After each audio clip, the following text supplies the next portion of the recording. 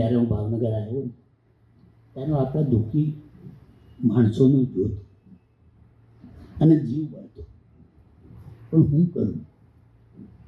ત્યારે મારે કંઈ નહોતું, હું પોસ્ટ પર નહોતો, પણ દુઃખી જોતો ને ત્યારે રાતના 12-1 વાગે હું મારા બંગલામાં બેઠો ને અને મારાથી રડાયા કે હું કરું, કેમ કરું?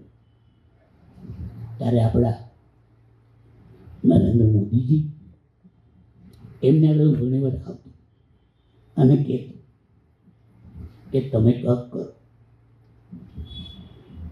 ત્યારે નરેન્દ્ર મોદીજીએ મને બેઠાડી અને આશ્વાસન આપ્યું કે પરસોત્તમ તું ચિંતા કરમાં, તારે અરે હું બેઠો.